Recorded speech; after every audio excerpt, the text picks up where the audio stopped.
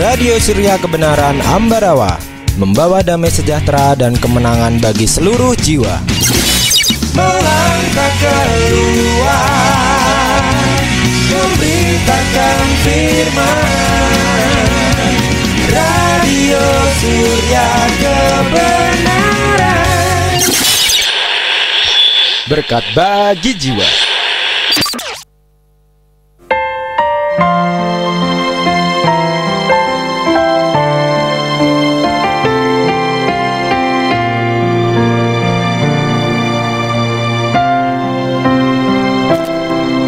Saat semua Shalom Aleichem, selamat malam sahabat setia Radio Komunitas Surya Kebenaran dimanapun sahabat berada. Jumpa lagi di malam hari ini, di hari Selasa malam sahabatku.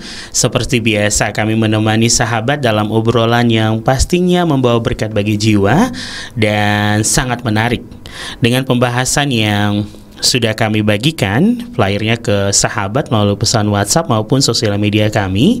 Ya, sahabatku, dalam program refleksi seperti biasa sampai dengan pukul 9 malam waktu Indonesia bagian Barat.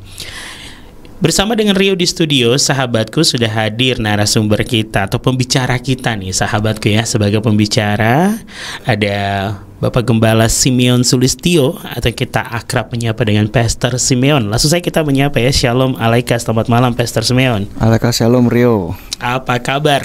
Haleluya, luar biasa. Yes, luar biasa. Ya, dan begitu juga sahabatku di Kota Ambarawa dan sekitarnya, sahabat yang ada di dalam negeri maupun yang ada di luar negeri, dari setiap kota lainnya yang mengikuti dan mendengarkan melalui suryakebenaran.com, tepatnya di aplikasi Radio Box Online. Selamat bergabung bagi sahabatku, dan pastinya kami juga mengundang atensi sahabat di dalam pertanyaan dan konseling di 0816654532. Ya, sahabat yang diberkati, di malam hari ini bersama dengan Pastor Simeon Sulistyo pastinya sudah ada topik kita yang menarik. Topiknya tentang apa nih Pastor? Ya, topiknya mengenai pernikahan dini. Oke, pernikahan ya, bukan dini yang menikah. Nah, betul sekali. Ya, tadi ada yang ketika saya buat story langsung, waduh, Dini menikah malam ini jam 19.30 ya katanya. Saya bilang iya, nanti live di radio pernikahannya. Nah, iya, kenapa nih Pastor kita harus membahas atau kenapa kita mengangkat topik ini di malam ini? Iya, karena akhir-akhir ini, beberapa hari belakangan ini, atau boleh dikatakan seminggu 2 minggu belakangan ini heboh ya di media sosial tentang banyaknya dispensasi pernikahan dini, pernikahan di bawah umur begitu. Yang pertama cukup mengejutkan itu di dalam Ponorogo. Di Ponorogo waktu itu saya membaca berita ada 266 pasangan yang mengajukan pernikahan dini, dispensasi menikah karena usianya belum cukup. Jadi masih remaja begitu menikah karena hamil duluan, gitu. Nah, ini kasusnya menikah pernikahan dini terus karena hamil duluan. Ini yang buat saya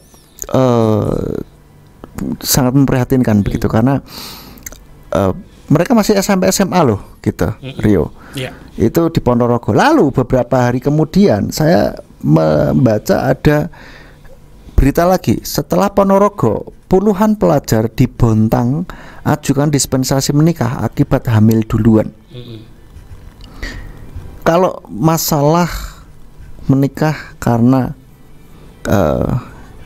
dijodohkan atau karena masalah ekonomi, mungkin lainnya ceritanya agak beda gitu.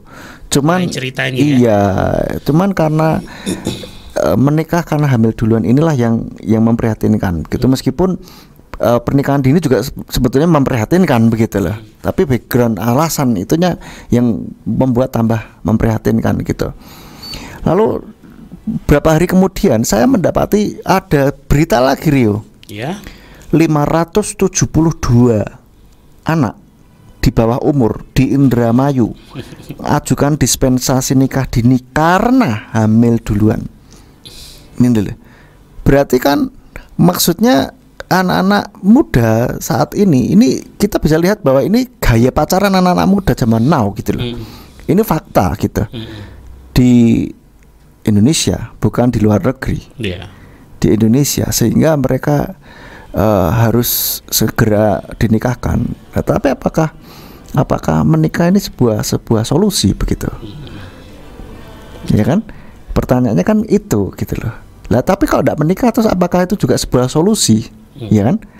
Akhirnya ya semua keputusan apapun jadi ya salah gitu. Kita harus mengambil keputusan di antara salah semua gitu. Itulah yang bikin cari jalan tengahnya ini loh. Repot. Iya, itu yang berat. Kalau tidak dinikahkan bagaimana anaknya nanti? Kalau menikah nanti bagaimana keluarga mereka nanti? Begitu loh. Karena mereka secara mental belum siap untuk jadi orang tua seharusnya gitu loh. Ini sebuah apa ya, masalah gitu. Dan dampaknya panjang loh ini nanti pada generasi berikutnya gitu. Nanti kita akan bahas sampai sana. Ya, kita mau langsung bahas dulu. Boleh nih ya. Jadi sebelum kita masuk ya Pastor pada sesi yang pertama, ya sahabatku, tentang pernikahan dini untuk sahabat yang mendengarkan di malam hari ini. Kalau tadi sudah ada opening sedikit ya tentang apa sih yang akan kita bahas di malam hari ini, dan juga beberapa kasus yang terjadi di luaran sana sahabatku yang dibagikan oleh media berita dan malam ini diangkat oleh Pastor Simeon untuk kita bahas. Jadi bagi orang tua yang ada di rumah, bagi pendengar Radio Surya Kebenaran yang di malam hari ini bergabung di dalam mendengarkan, ya bisa bergabung ya sambil nanti kita ngobrol. Sahabat bisa mengirimkan pertanyaan ataupun mau konseling di 0816654532. Ya baik, langsung kita masuk pada sesi yang pertama. Silakan Pastor. Nah, tadi sudah disinggung tentang beberapa berita ya. Nah sekarang saya mau coba cari data dari Komnas Perempuan ya. Komisi Nasional Perempuan dan Anak gitu, Perlindungan Perempuan dan Anak mencatat bahwa sepanjang tahun 2021 itu ada 59.709 kasus pernikahan dini yang diberikan dispensasi oleh pengadilan begitu. Walaupun ada sedikit penurunan dibanding tahun 2020, yaitu ada 64.211 kasus, namun angka ini masih sangat tinggi dibandingkan dengan tahun 2019 yang berjumlah 23.126 pernikahan anak loh ya. Nah, ada lagi dari BKKBN nih. Kepala Perwakilan BKKBN, Badan Kependudukan dan Keluarga Berencana Nasional Provinsi Jawa Timur mengatakan dari sebanyak 15.212 permohonan dispensasi nikah, ada 80% diantaranya mengajukannya karena sudah hamil duluan begitu. Lalu kita lihat bahwa di provinsi mana Indonesia loh ini, provinsi mana? Apakah Jawa Tengah masuk yang tertinggi? Nah, Kementerian Pemberdayaan Perempuan dan Perlindungan Anak atau Kementerian PPA mengungkapkan bahwa ada 4 provinsi dengan angka dispensasi nikah tertinggi di Indonesia. 4 provinsi tersebut adalah Jawa Timur, Jawa Tengah, Jawa Barat, dan Sulawesi Selatan. Nah ini loh yang berarti Jawa Tengah ranking 2 nih. Gitu. Nah dispensasi ini apa sih dispensasi menikah itu? Dispensasi nikah itu adalah keringanan yang diberikan pengadilan agama kepada calon mempelai yang belum berusia 19 tahun untuk melangsungkan perkawinan. Jadi perihal dispensasi ini diatur dalam Undang-Undang Nomor 16 Tahun 2019 tentang perubahan atas Undang-Undang Nomor 1 Tahun 1974 tentang perkawinan. Jadi minimal usianya itu 19 tahun gitu. Jadi kalau mengajukan dispensasi nikah berarti usianya sebelum 19 tahun. Ini harusnya anak-anak sedang masa-masa remaja ini kan masa-masa senang-senangnya ya kan. Dia mencari jati dirinya juga. Jati diri katanya, mengembangkan talenta mereka gitu. Explore dirinya lebih lagi. Yes, betul. Tapi mereka harus mau nggak mau harus diberi tanggung jawab, harus menanggung tanggung jawab yang begitu besar, yaitu harus merawat satu manusia kecil lagi gitu, yang secara mental saya yakin belum siap mereka gitu. Nah inilah, dan ini kan dampaknya panjang sekali, Rio. Dampaknya nggak main-main gitu. Nah ini terjadi ratusan ribuan anak begitu. Nah ini kan bisa mengubah suatu generasi, sebuah bangsa, ya kan, gitulah. Nah menurut undang-undang ini katanya orang tua pihak pria dan wanita dan atau orang tua pihak wanita dapat meminta dispensasi kepada pengadilan dengan alasan yang sangat mendesak, disertai bukti-bukti pendukung yang cukup. Nah ini yang menjadi alasan atau menjadi background ya kita mengangkat ini fenomena yang sedang marak begitu. Meskipun sebelumnya ya kita tahu gaya pacaran anak muda zaman sekarang itu selalu mengarah ke seks gitu. Tapi ini sudah lebih gitu, sudah menghasilkan artinya sudah sampai membuahkan hasil dari perbuatan mereka begitu. Nah inilah yang perlu diwaspadai, artinya jangan sampai terjadi lagi gitu. Biarlah kita menekan angka ini gitu. Nah maka sering kali saya kalau ngomongin tentang pacaran ini kan saya termasuk yang getol, maksudnya ya kalau pacaran sih bener lah, nggak usah neko-neko lah gitu lah. Buat pagar batasan yang jelas, yang tegas gitu, sehingga kita nggak kejeglong, nggak kesandung, nggak terjatuh di hal ini gitu ya. Jadi siapapun yang mendengar, baik orang tua maupun remaja, ini penting sekali sehingga kita bisa melihat dampak dari ini itu apa gitu loh. Kadang-kadang kan anak-anak muda memang tidak, apalagi masih remaja, tidak berpikir panjang gitu. Yang mereka mau senang-senang aja gitu, mereka nggak ngerti dampaknya, atau mungkin ngerti cuman bisa mereka kira bisa diatasi. Mereka kira itu harus melakukan hubungan seks berapa kali baru jadi gitu. Padahal sekali aja bisa jadi gitu loh. Nah inilah yang miris gitu ya. Saya harap supaya ini kita lebih aware, lebih waspada, terutama orang anak-anak muda yang wanita. Kalau bisa betul-betul jagai dirimu, jangan mau disentuh sembarangan oleh pacarmu, karena dia belum tentu akan jadi suamimu gitu.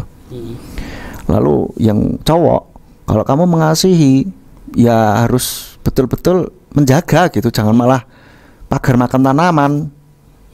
Harusnya menjaga malah merusak gitu loh, ya kan.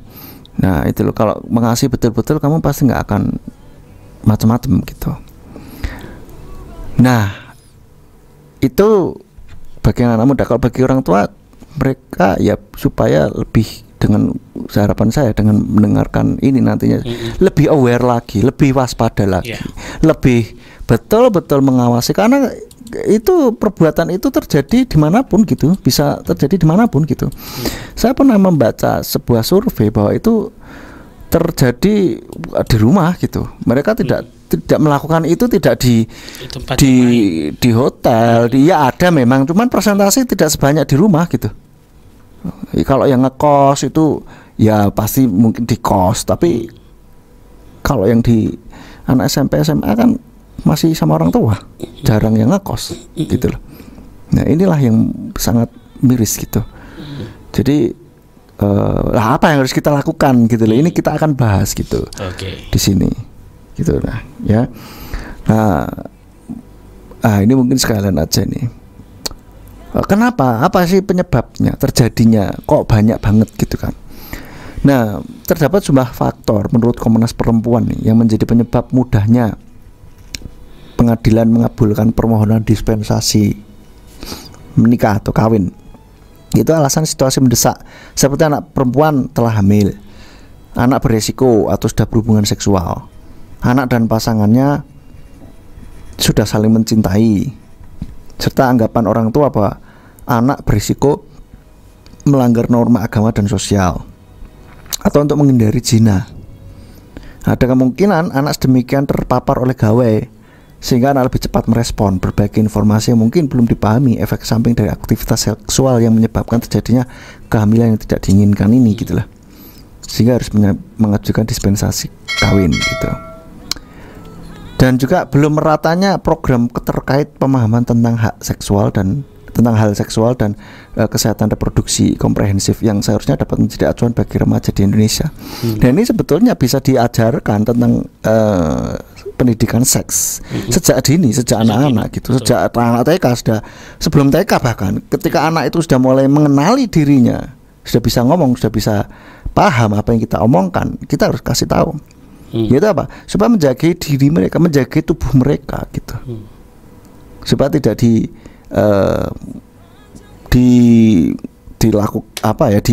diperlakukan yang tidak baik begitu. Gitu lah. Dan nanti setelah remaja ya perlu juga tahu bahwa penyakit menular seksual itu apa saja dan bagaimana bentuknya, itu ngeri sekali gitu. Ya. Nah, inilah yang perlu kita betul-betul bersama. Ayo kita supaya nanti melahirkan generasi yang baik begitu. Ya, karena resikonya besar sekali ketika harus menikah dini. Bahayanya dan kerugiannya itu sangat besar gitu. Nah, itu saja mungkin untuk sesi yang pertama ini. Nah, ini hal yang sangat mengejutkan ya Pak Esther, kalau Jawa Tengah bisa masuk di posisi kedua. Padahal kalau kita bicara ini di luar dari agama, tapi ini tradisi atau budaya yang mengikat ya. Kalau dibilang Jawa Timur bisa masuk di posisi pertama tadi, ya itu wajar karena di sana, di salah satu pulau kita sebut aja ya, dari daerah Madura. Di sana itu menikah di usia belia dianggap itu lazim di wilayah Madura. Nah, ini mungkin memicu tingginya pernikahan paling, maksudnya adanya dispensasi nikah muda atau nikah dini, karena ada beberapa faktor. Kalau dari Madura sendiri, yaitu membuat mereka muda itu untuk mengikat keluarga yang jauh. Terus hingga dilatari faktor utang budi.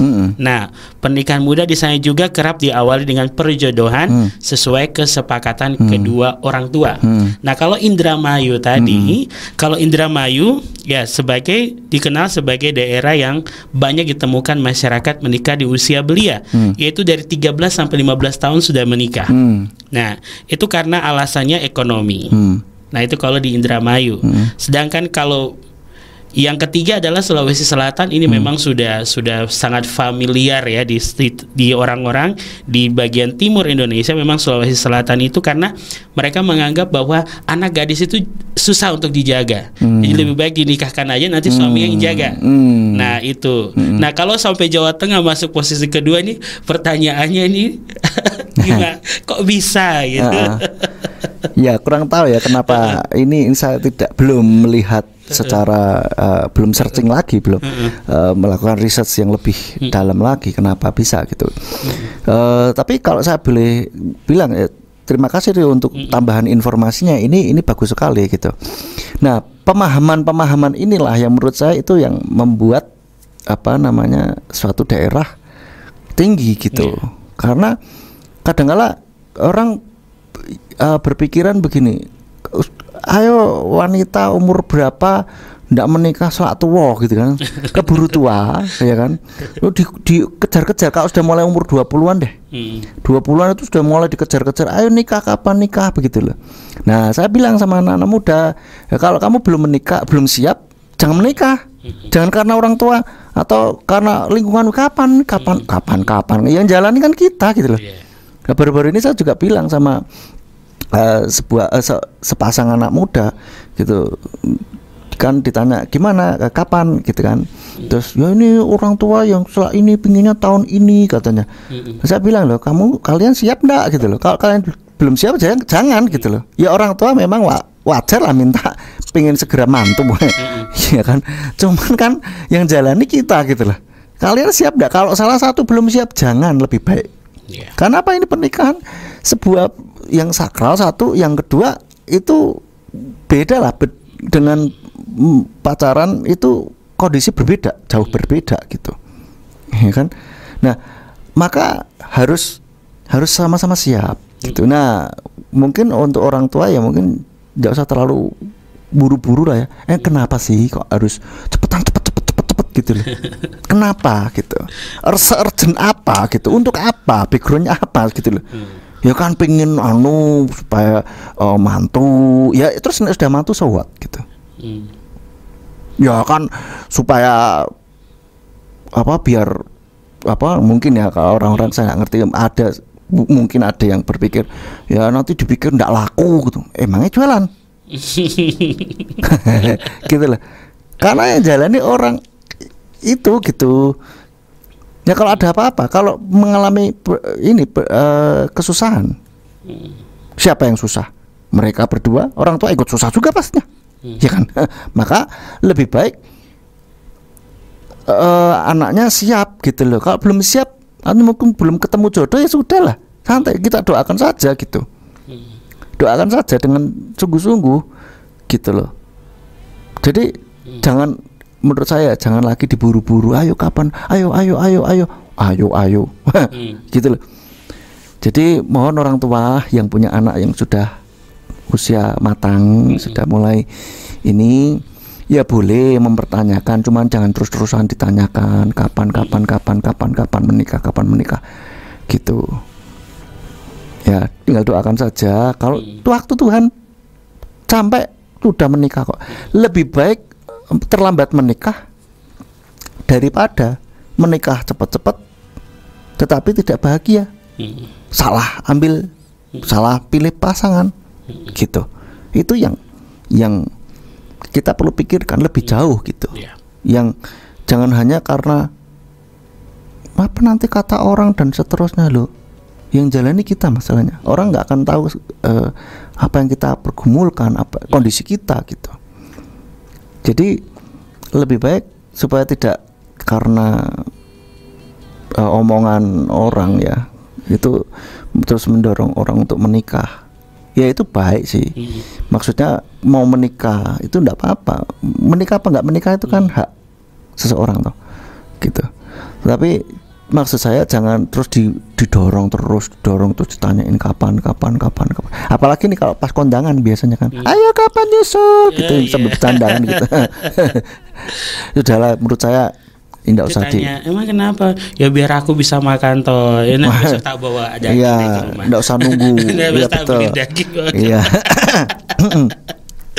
Ya, jadi itu ya yang perlu diperhatikan. Ya. Oke, terima kasih Pastor dan sahabat yang diberkati oleh Tuhan yang mau bergabung ya silakan di 0816654532. Ya kalau dari presentasi kasus yang ada yang seperti tadi saya disampaikan oleh Pastor Simeon, ini tuh bagi yang kelihatan, yang kelihatan yang langsung mengajukan dispensasi untuk nikah karena hamil duluan. Tapi yang belum lapor pun juga banyak. Nah, ini dia kasihan juga ya.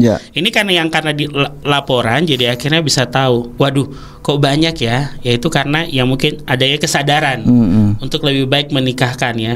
Tapi kan juga ada kasus sana yang hamil di usia dini gitu, masih belum siap, tapi ada juga yang tidak dinikahkan.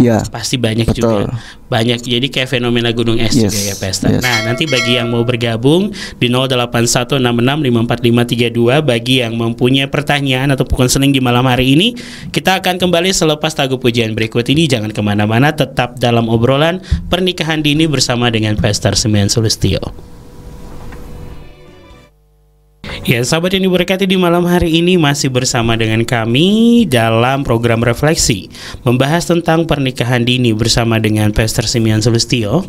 Dan bagi sahabat yang mau bergabung silakan di 0816654532. Kami menunggu atensi sahabat. Ya, Pastor, sebelum kita lanjutkan materi, kita masuk ke penanya itu ya. Yang sudah bergabung di hari ini.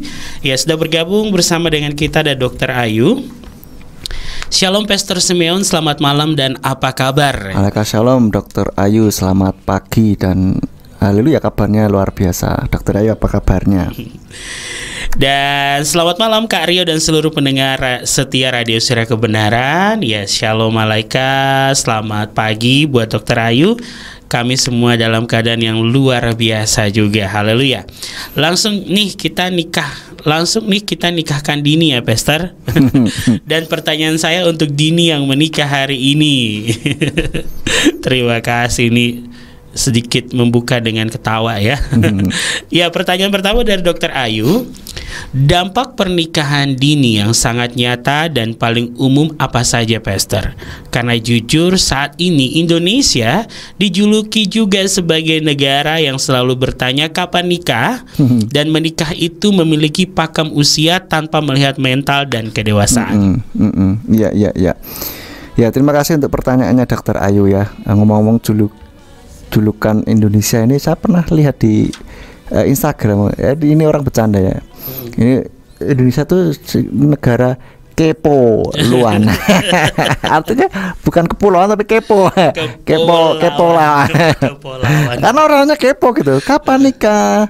Udah nikah kapan punya anak? Kalau udah punya anak kapan nambah? Ya. Pemakanan.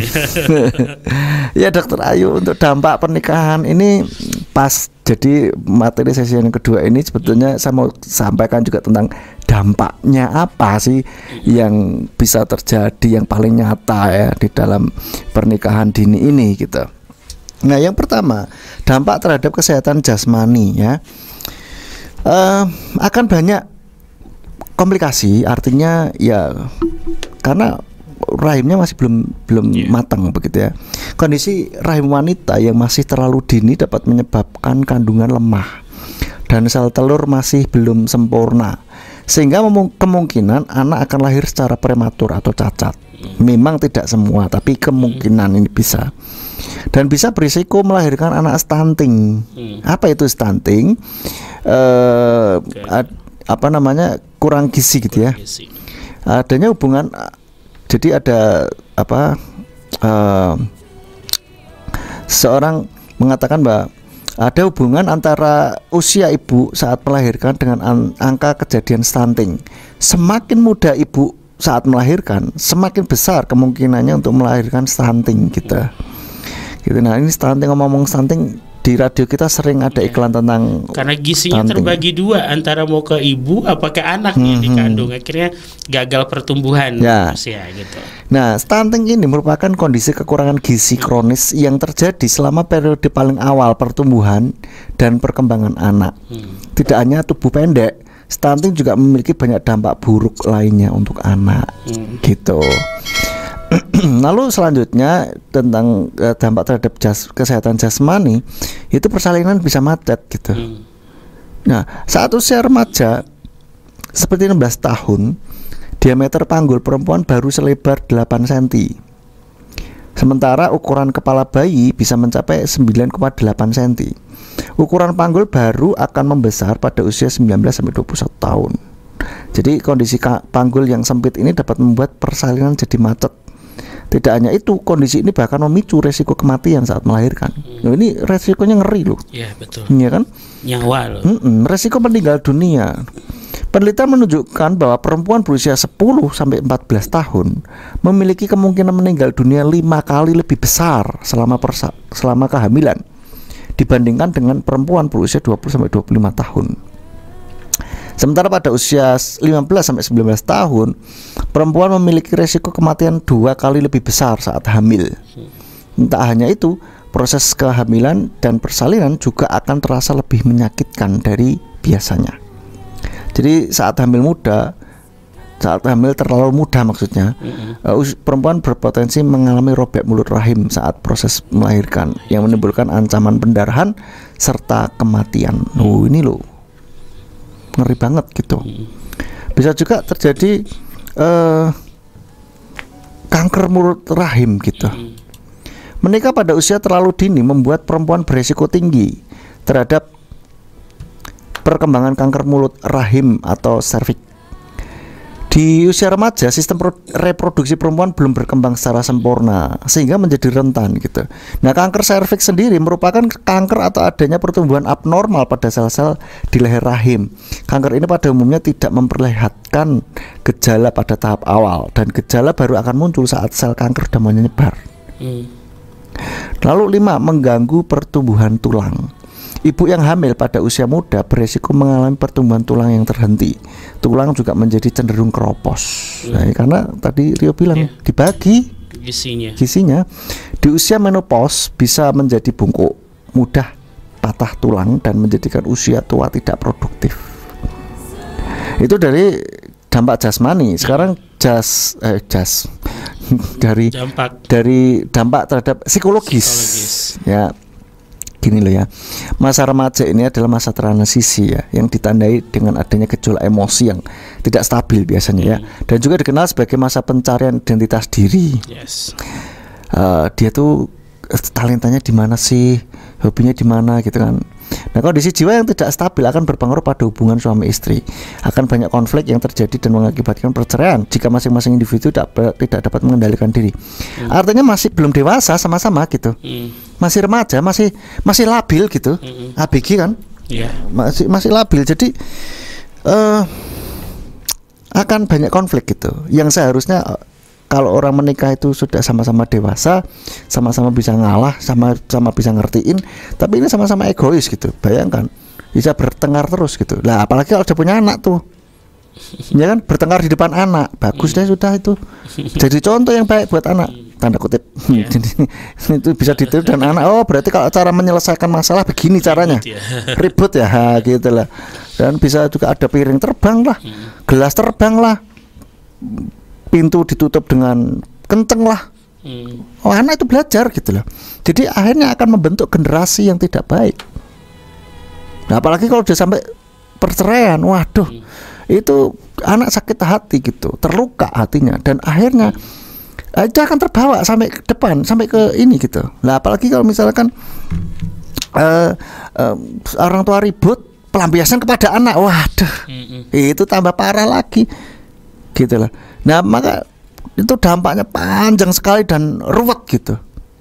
Maka dari itulah, mari kita bersama-sama menjagai diri bagi yang masih pacaran, dan bagi orang tua betul-betul menjadi teman bagi anak yang sudah remaja, remaja atau yang sudah usia menikah, mungkin usia 20-an gitu, tapi masih jomblo atau masih pacaran gitu kan, yang belum menikah. Ya jadilah teman bagi mereka gitu. Ya, sehingga mereka nyaman untuk bisa ngomong gitu, sehingga apa-apa. Makanya saya bilang, anak-anak muda saya bilang, kalau kamu mau pacaran, itu yang cewek ya, kalau ada yang deketin kamu, ngomonglah dulu sama orang tua. Ini, Pak, Mah, Bapak, Ibu, ada yang deketin aku gitu. Baik kamu suka apa tidak, kamu ngomong demi keamanan kamu kok. Gitu. Nah, kalau kamu sudah juga seneng, yaitu demi masa depan kamu gitu. Bukan berarti kita apa ya, orang sudah bilang mbok-mbokan itu apa sih bahasa Indonesianya? Apa ya? Masih terlalu tergantung sama orang tua gitu. Ya makanya kita belum menikah, itu artinya kita belum mentas gitu. Ya masih ada dalam covering orang tua gitu. Meskipun sudah menikah juga masih orang tua kadang-kala itu sebagai cover kita. Gitu loh.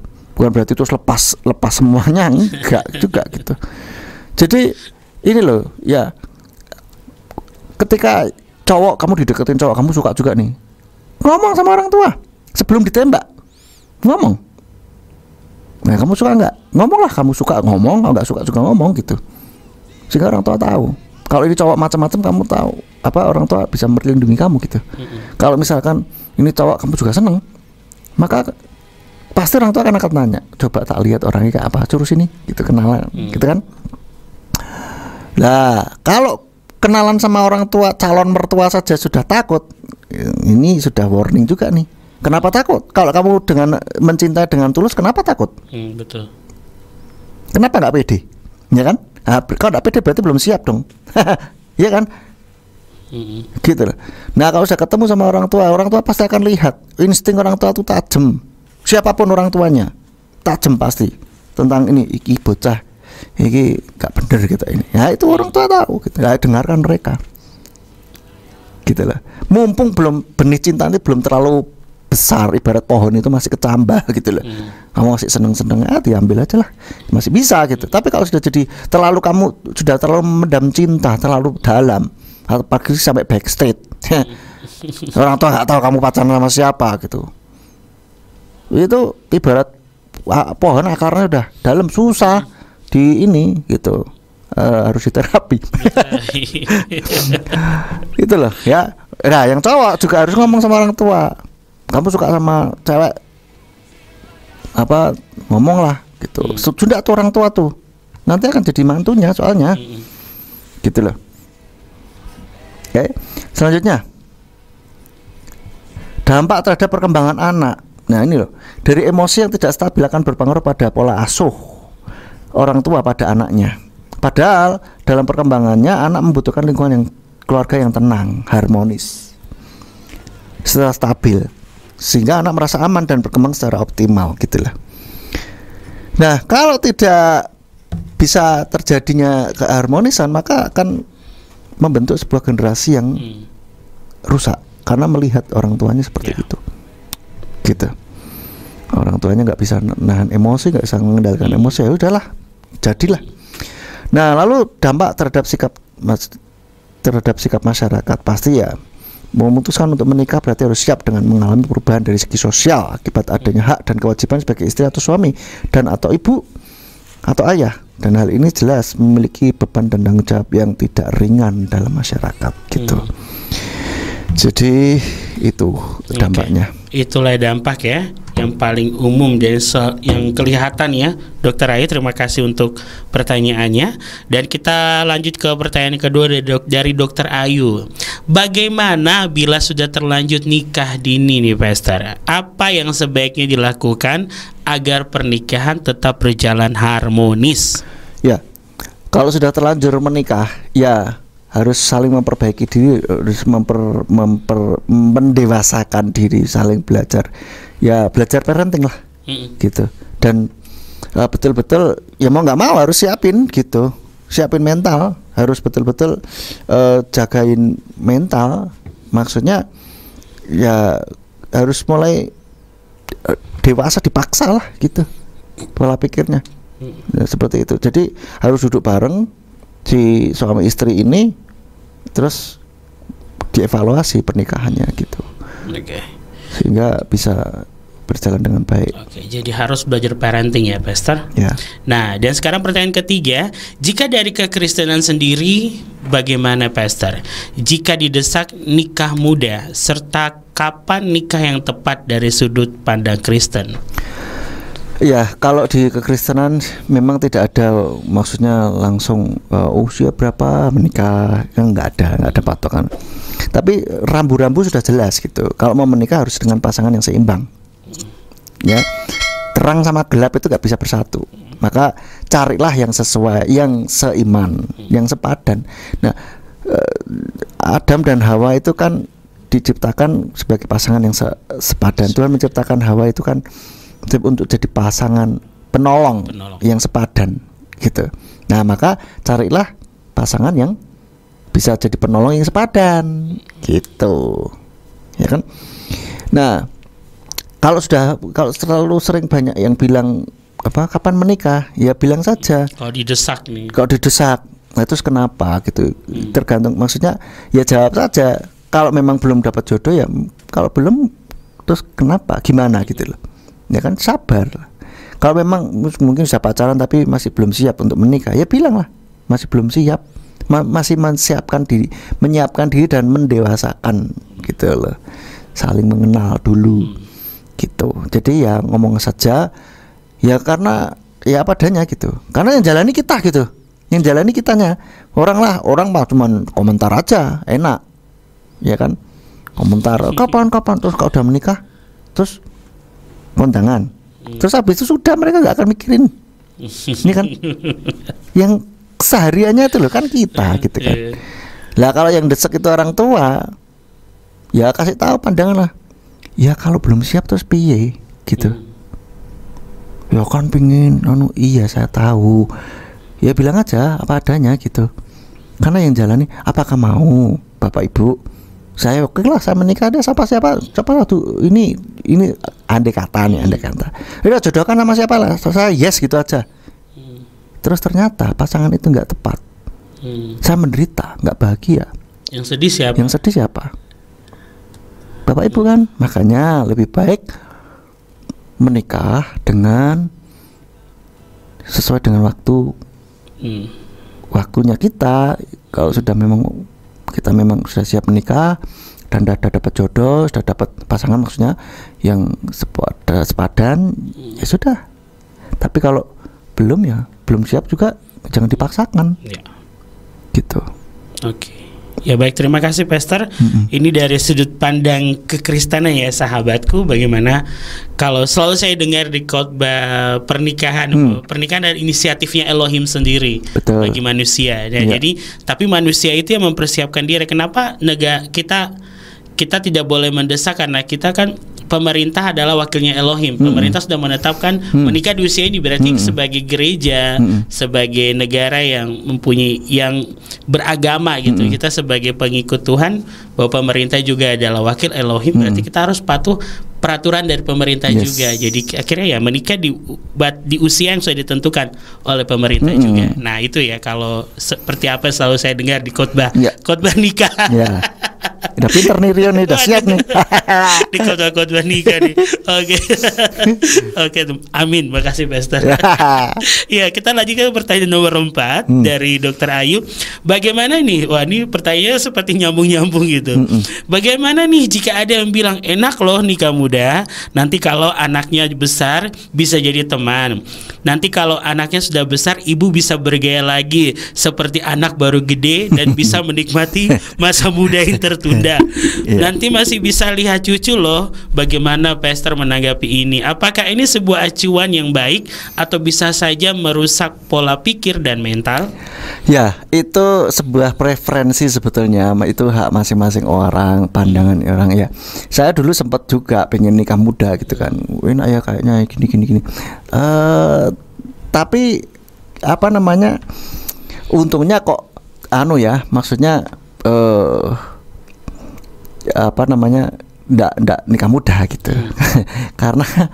karena kalau saya lihat ya, memang di sisi itu enak. Di sisi yang tadi Dr. Ayu katakan itu saya juga pernah dengar itu, dan saya sempat pingin seperti itu juga. Kayaknya enak ya kalau anak sudah gede kita masih kuat, masih ini gitu, bisa lihat cucunya sudah besar gitu. Saya pikir iya, tapi perjalanannya situ kan enggak mudah gitu. Dan ya kalau memang orang suka begitu ya monggo. Tapi kalau saya nunggu kalau sudah siap sajalah. Gitu. Kalau ada orang yang masih muda siap, ya monggo silakan, enggak masalah. Tapi kalau saya ya santai saja. Hidup ini kan ya bukan balapan, bukan siapa yang lebih dulu menikah, atau siapa yang lebih dulu selesai kuliah, atau lebih dulu dapat kerjaan atau apa kan gitu. Jadi jalani kehidupan kita dengan baik, karena setiap orang punya jalan hidupnya sendiri-sendiri. Ibarat sepatu itu nggak ada yang sama gitu. Masa Rio pakai sepatu saya kan nggak cocok, nggak muat. 4-4. Ya. Nah, saya cuma 39 Rio. Lalu sebaliknya saya suruh pakai sepatunya Rio, ya kedodoran, ya kan, gitu. Nah, jadi kita punya ininya sendiri, jalan hidup sendiri. Jadi jalani saja dengan baik. Maka saya pernah juga singgung nih di khotbah RF Sahabat yang judul Privilege. Ada orang bilang, oh enak ya kamu anak pendeta begini begitu. Oh enak ya dia anak konglomerat. Oh dia enak ini, dan seterusnya. Nah, tentang privilege. Tapi sebetulnya kalau kita renungkan, ya kita harus berfungsi sebagaimana kita adanya, yang bagaimana kita ada gitu. Nggak pandang privilege dapat fasilitas ini dengan lahir di keluarga manapun. No. Kita harus ini gitu loh. Malah justru kalau orang yang lahir di keluarga yang kata orang privilege itu beban mentalnya lebih besar. Ya kan? Nah, itu. Jadi enak nih kemudahan, iya di sisi itu gitu. Tapi kan di keseharian di keluarga kan kita harus perhatikan juga, tidak semudah, tidak seindah yang di apa namanya, yang kayak iklan-iklan gitu, pokoknya happily ever after gitu, artinya selalu menyenangkan. Ini kita real life aja gitu. Bukan berarti pernikahan saya nggak bahagia, nggak. Pernikahan saya bahagia. Tapi maksudnya begini, ada hal-hal di dalam keluarga, iya kan? Kita harus realistis juga. Bukan dulu itu kayak didongeng-dongeng, oh pokoknya enak gitu. Nah, gitu lah. Orang kan udah lihat dari realitanya gitu. Gitu kan, maksudnya ada hal yang memang harus kita jalani, yang harus kita perhatikan gitu.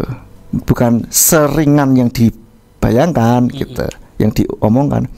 Saya pernah tuh punya temen sudah menikah, saya awal-awal, piye menikah enak nggak? Enak iki sidik on katanya, enaknya sedikit. Nah terus sisanya, wah enak banget katanya. Iya masih pengantin baru. Gitu, tapi overall secara keseluruhan menikah itu enaknya karena apa? Ada penolong yang sepadan gitu. Kita bisa saling share, kita bisa apa ya? Ya kalau kita punya tujuan, kita enak gitu. Iya betul. Tapi kalau teman hanya untuk memenuhi status, ya lain ceritanya itu. Status KTP. Ya, karena sebetulnya apa sih tujuan pernikahan? Ya kan? Kan untuk, kalau Tuhan bilang di dalam firman Tuhan katakan untuk menurunkan keturunan ilahi gitu. Salah satunya. Yang kedua untuk bisa melaksanakan kehendak Tuhan di dalam kehidupan kita, sehingga kita bisa semakin kuat, ada partner gitu loh. Nah, ini loh. Jadi ya bagi yang belum menikah ya harus realistis, pikirkan, harus tahu harus dirantana dong. Mau nanti menikah itu tinggal di mana, mau usaha apa atau kerja apa, kan begitu. Nanti mau punya anak berapa, mau punya anak kapan, kan itu harus realistis, itu dibicarakan, jangan asal ngalir saja gitu. Itu perlu dipikirkan bersama. Siap. Nah, terima kasih Pastor. Jadi sahabat yang diberkati oleh Tuhan ya, ada skenario Tuhan buat kita nih, setiap pribadi itu berbeda. Jadi nanti kapan, jadi tidak harus seperti apa yang kata orang. Nah, tapi kita yang menggambarkan, dan kita yang apa nih, memikirkan apa sih yang mau kita kerjakan. Kita yang menggambar sendiri ya sahabatku. Dan kita yang memberi keterangan, saya mau sih seperti ini, diri saya tuh seperti ini, gambaran saya buat diri saya seperti, tapi semua kembali lagi dalam skenarionya Bapak Yahweh.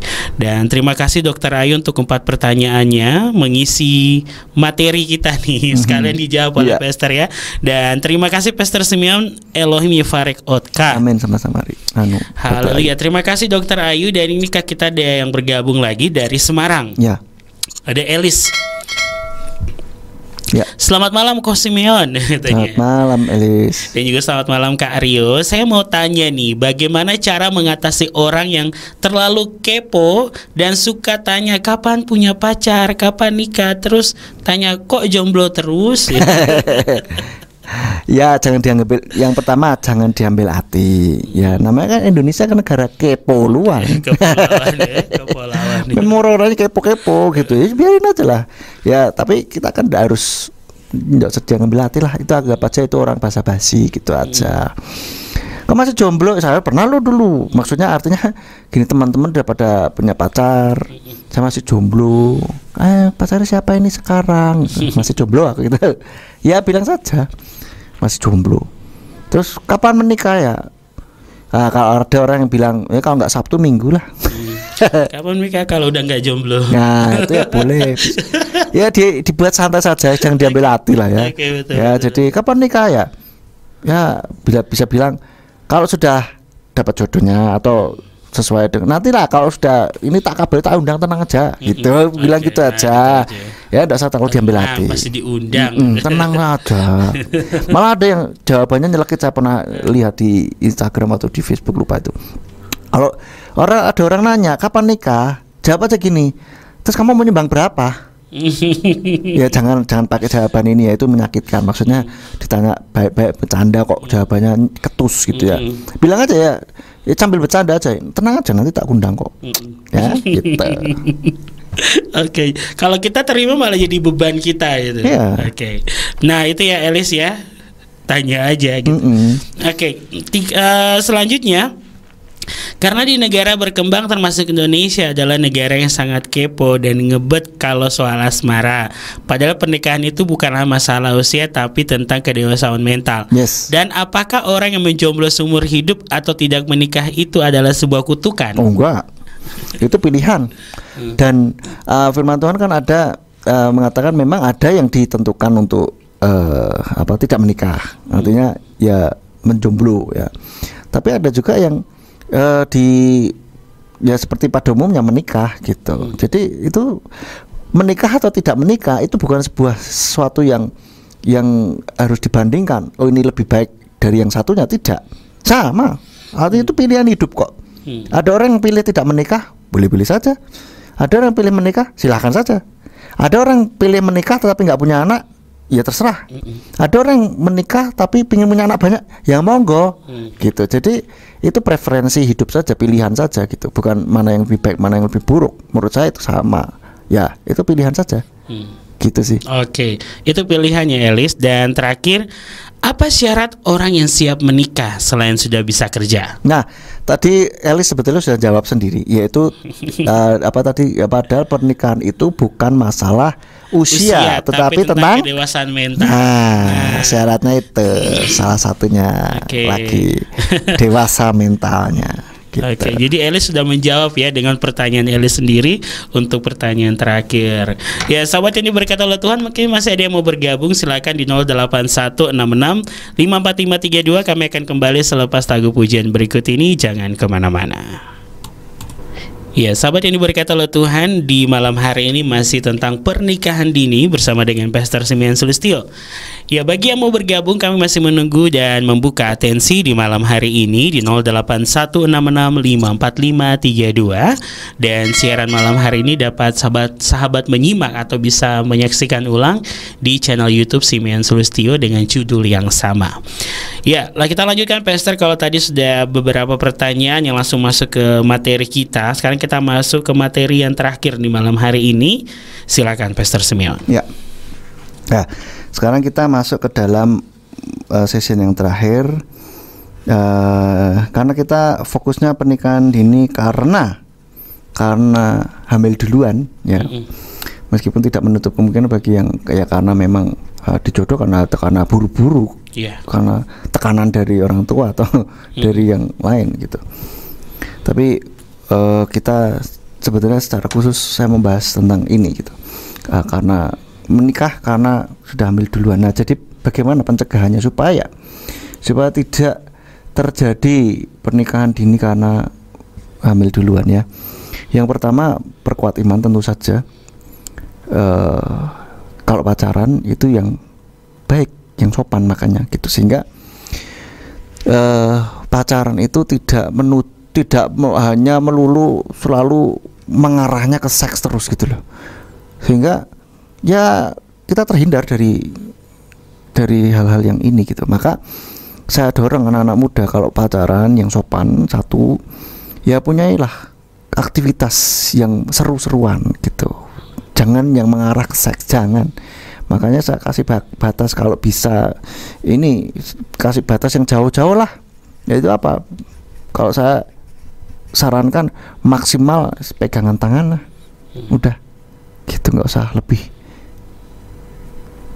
Jadi itu ya, kalau pacaran yang bener, perkuat iman ya, dan yang penting punya tujuan hidup atau cita-cita. Kalau kamu punya tujuan hidup, punya cita-cita, aku ingin apa gitu ya, ada goal yang perlu diraih, itu akan membuat kamu fokusnya ke sana. Jadi akan cari pasangan pun yang bisa membantu fokusmu itu gitu. Kalau punya pasangan, baik yang cewek maupun yang cowok. Kalau yang cewek mungkin cari cowok yang kira-kira fokusnya sama gitu, atau mirip-mirip, atau paling tidak bisa membantu, bisa mengembangkan, artinya bisa sama-sama berkembang begitu. Itu. Nah, kalau tidak punya tujuan hidup, ya pacaran ya udah kemana-mana kayak tergandeng berdua, terus ngapain? Ya seperti anak-anak muda pada umumnya akhirnya, gitu, melakukan tindakan maksiat gitu. Ya, ini maka harus dipunyai tujuan. Ya, anak-anak muda punya tujuan, visi misi ke depan itu apa gitu. Saya ingat betul waktu dulu menembak, ya, istri saya yang dulu masih pacaran ya. Waktu belum pacaran baru nembak kok ya. Istri saya waktu itu bilang, nah terus visimu ke depan apa? Ini pertanyaan langsung berbobot ya kan. Jadi dia nggak langsung jawab mau apa enggak, tapi dia tanya visimu ke depan apa gitu. Untungnya saya sudah punya. Kalau enggak kan saya gregepan apa ya. Kalau sudah saya bilang apa ya, enggak langsung diskualifikasi itu. Jadi itu punya tujuan, punya visi. Kamu ke depan mau apa gitu. Sehingga cewek yang akan kamu ajak itu ngerti kemana arah hidupmu gitu. Kamu mau kemana sih? Gitulah. Ya. Dan saya bersyukur sekali dulu istri saya nanya itu gitu, sehingga sudah tahu dari awal nih saya mau ngapain nih gitu. Jadi punya tujuan sehingga ngejarnya ke sana. Dan kalau kamu baik cewek maupun cowok punya tujuan, terus ada cewek atau cowok yang menarik sekalipun tetapi tidak satu tujuan sama kamu pasti akan mikir ulang kok. Tidak akan mudah-mudah gitu kok. Nah, terutama yang cowok gitu loh, harus yang bisa mendukung visimu gitu. Nah, yang cewek juga, kamu punya visi, punya tujuan, kamu pasti akan kalau kamu betul-betul fokus sama visi, sama tujuan, cita-citamu, kamu akan menemui orang-orang yang tidak satu visi dengan kamu, dan kamu pasti akan enggak lah, kenapa? Enggak satu visi gitu, beda ya. Lalu kalau di dalam ini yang cewek, saya sempat bilang sama yang cewek, kamu tingkatkan dirimu lebih lah, karirmu, kamu nanti akan bertemu, itu level setiap orang-orang itu beda ya. Kamu sekarang masih mungkin belum apa-apa, terus kalau begitu karirmu terus naik, kamu akan bertemu dengan orang-orang yang berbeda. Orang-orang cowok-cowok yang sekarang ini di level ini ya, keder akan lihat, wah mau deketin kamu aja udah ngeper lah, itu sudah tersaring dengan sendirinya tuh. Jadi cowok-cowok yang berkualitas yang akan deketin kamu, makanya tingkatkan kualitasmu dulu gitu. Saya suka dengan pola pikirnya si Cinta Laura. Dia bilang gini, kalau ada orang yang takut deketin cewek dengan cewek yang kaya, yang cantik dan kaya, punya karir gitu, cowok itu takut, itu artinya itu Tuhan baik kok gitu. Dia bilang itu sudah disortir dengan sendirinya, berarti bukan iya nggak layak, itu bukan cowok buat kamu gitu. Karena apa, deketinnya sudah ngeper gitu.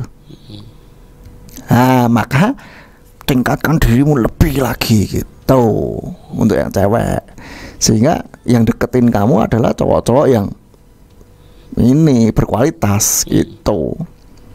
Ya, saya katakan seperti itu sama yang cewek-cewek yang masih jomblo. Saya bilang tenang aja, enggak usah khawatir. Lah usia saya sudah 20 sekian. Sabar saja, 20 sekian masih muda lah. Ya. Jadi jangan khawatir. Lu kalau ketuaan melahirkan susah, lu sekarang ada teknologi sesar kok.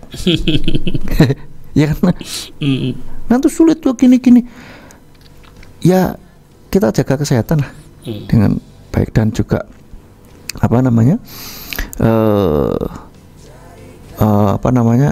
ya beriman. Sarah aja bisa melahirkan umur berapa tuh? 80 tahun. Sarah 90 tahun. 90. Ya kan? Itu loh. Tidak ada yang mustahil bagi Tuhan, no? Jadi Jangankan Sarah, artis Indonesia kepala 4 aja masih bisa melahirkan. Nah, iya. Apalagi sekarang ada teknologi sesar. Iya. Dan sekarang alatnya canggih-canggih lagi. Iya. Nggak pakai jahit, di staples. Di staples. Di staples apa diisolasi itu? Iya beneran. Jadi kalau yang isolasi iya, ya. Nggak pakai ini. Kayak di isolasi. Iya, diisolasi ya.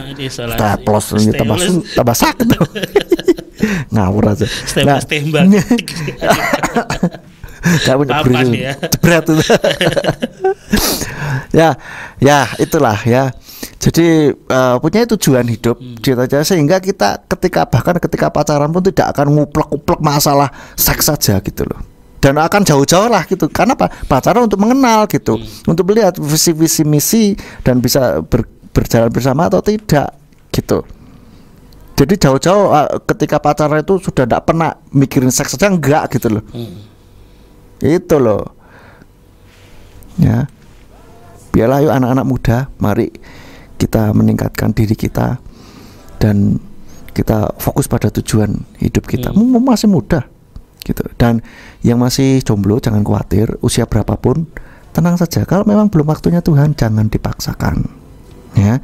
Kalau sudah waktunya dan kalian juga pengen punya pasangan, coba kamu doakan. Ini saya kasih tips yang pernah saya lakukan juga. Kamu doakan orang-orang yang juga masih jomblo tetapi juga ingin punya pasangan. Kamu jangan terus bilang, Tuhan tolong berikan aku pasangan yang sesuai, Tuhan. Sekarang stop. Doanya adalah begini. Kamu kenal orang-orang atau tahu orang-orang yang sudah usianya sudah matang, sudah cukup. Mereka juga ingin dapat pasangan tetapi belum. Ya doakan, Tuhan aku berdoa untuk si A, si B, si C, si D, begini mereka, kirimkan pasangan bagi mereka Tuhan yang sepadan, yang cocok dan seterusnya. Ya begitulah. Dulu saya begitu Rio, waktu masih jomblo. Waktu itu saya berdoa, Tuhan berkati si A, si B, si C, mereka masih belum punya pasangan, Tuhan berikan pasangan. Saya nggak doa buat saya doa buat mereka yang butuh pasangan juga. Dan puji Tuhan, Tuhan menjawab doa saya. Gitu, malah saya yang dapat pasangan. Nah, teman-teman yang saya doakan dulu malah ada yang belum sih. Gitu. Ya, coba pakai tips ini ya. Siapa tahu berhasil. Ya, jadi itu kita cegah pernikahan dini karena efeknya panjang sekali dan banyak. Ya, menikahlah dengan, kalau sudah siap, jangan menikah dini lah. Menikah dengan usia yang cukup saja. Ya. Jadi itu dari saya. Mudah-mudahan dengan siaran ini kita boleh semakin lebih ini lagi memperhatikan kehidupan kita yang akan datang dan juga generasi yang akan datang. Seperti itu. Oke, mungkin bisa langsung saja closing statement nih, Pastor. Oke, closing statementnya ya itu tadi sudah sih kayaknya. Udah.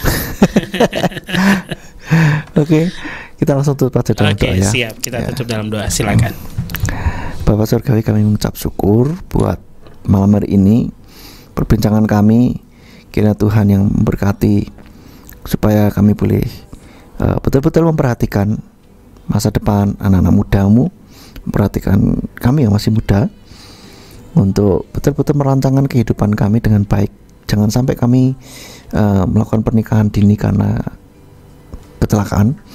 Kami minta biarlah anak-anakmu boleh tetap menjaga kekudusan dalam berhubungan, dan biarlah Tuhan mengirimkan setiap pasangan orang-orang untuk menjadi pasangan yang sepadan.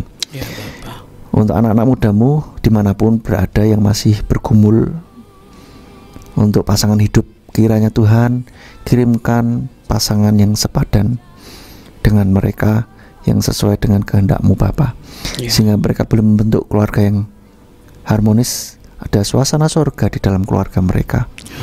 Sehingga mereka boleh menurunkan keturunan ilahi yang dari Engkau, yang dapat menjadi generasi yang baik, sehingga nama-Mu dimuliakan.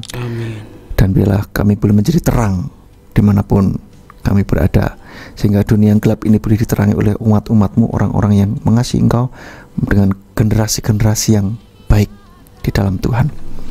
Terima kasih Bapak Yahweh, Engkau juga memberikan kesabaran bagi mereka yang sedang mencari, bergumul, dan juga bagi orang tua mereka. Berikan kesabaran dan berikan damai sejahtera bagi mereka, sehingga mereka boleh terus mendukung, mendoakan anak-anaknya untuk dapat mempunyai kehidupan yang baik, yang sesuai dengan kehendak-Mu Bapak Yahweh. Terima kasih Bapak, kami mengucap syukur buat semuanya yang sudah beratensi dan juga yang mendengarkan. Biarlah ini boleh menjadi berkat bagi mereka semuanya. Dalam nama Yeshua Masih kami berdoa. Haleluya. Amin. Amin. Ya, sahabat yang diberkati oleh Tuhan, itulah obrolan di malam hari ini dengan pembahasan kita tentang pernikahan dini bersama dengan Pastor Simeon Sulistyo. Ya, kami ucapkan terima kasih Pastor Simeon. Ya, sama-sama Rio. Sukses selalu untuk setiap pelayanan pekerjaannya dan keluarganya, generasi yang dilahirkan diberkati oleh Bapak Yahweh. Dan sahabat yang diberkati oleh Tuhan, demikianlah kebersamaan kita di hari ini dalam program Refleksi. Kita bertemu lagi di pekan depan dalam program yang sama, di jam yang sama, dan juga pembahasan lainnya yang pastinya membawa berkat bagi jiwa. Kami pamit undur dari ruang dengar sahabat dari 107.8 Radio Surya Kebenaran Ambarawa, berkat bagi jiwa. Bapak Yahweh memberkati. Amin.